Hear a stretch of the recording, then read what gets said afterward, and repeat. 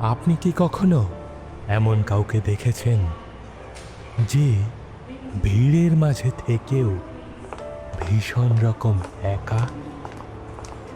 আমরা এদের বলি খুব দয়ালু, খুব অমায়িক, যারা হাসি মুখে সব মানিয়ে নেয় যাতে আপনার একটু সুবিধা হয়। কিন্তু একটু গভীরভাবে তাকালে দেখবেন এটা দয়া নয়, এটা একটা নিঃশব্দে বিলীন হয়ে যাওয়া, নিজের অস্তিত্বকে তিলে তিলে মুছে ফেলার এক অদ্ভুত অভ্যাস।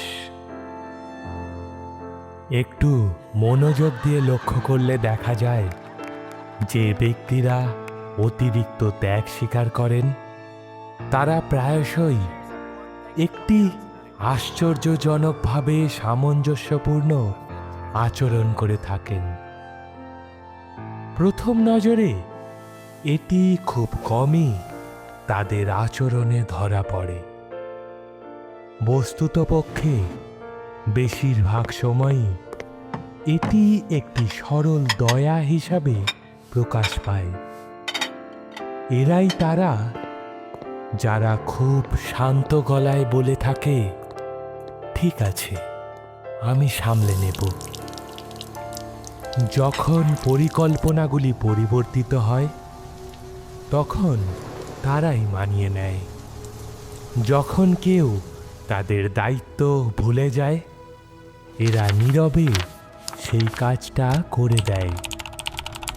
যখন ঘরে উত্তেজনা থাকে তখন এরাই ক্রমাগত প্রয়াস করে সবকিছু মসৃণ করার।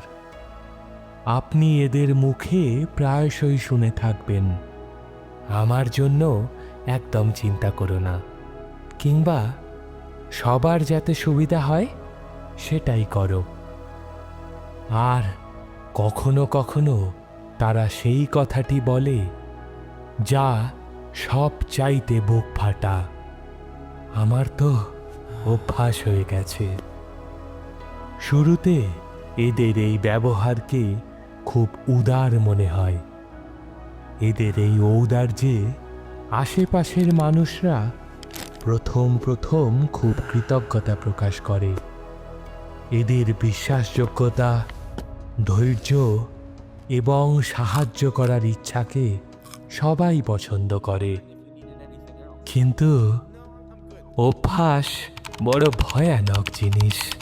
যখন কোনো ব্যক্তি ধারাবাহিকভাবে নিজের চেয়ে অন্যকে অগ্রাধিকার দেয় তখন তাদের চারপাশের লোকেরা ধীরে ধীরে সেই বাস্তবতাতেই অভ্যস্ত হয়ে ওঠে।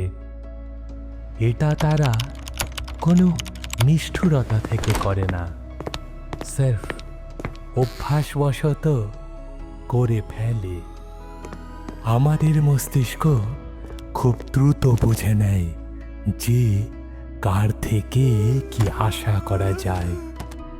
তাই যে মানুষটি সবসময় হ্যাঁ বলে, লোকে তাকে আর জিজ্ঞাসা করারও প্রয়োজন মনে করে না। যে বন্ধুটি সব সময় সবার কথা শোনে তার নীরবতা কারো চোখে পড়ে না।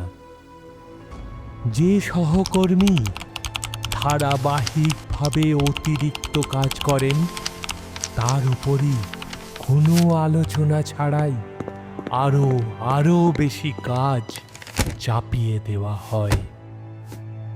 সময়ের সাথে সাথে যে উদারতা একদিন উজ্জ্বল হয়ে চোখে পড়ত তা ধীরে ধীরে সময়ের সাথে হারিয়ে যায়।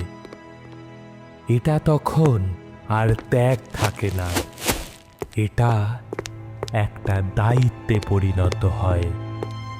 সবচেয়ে কঠিন দিকটি হলো এই চরিত্রে অভিনয় করা মানুষটি নিজেও বুঝতে পারে না কখন কি ঘটে গেল।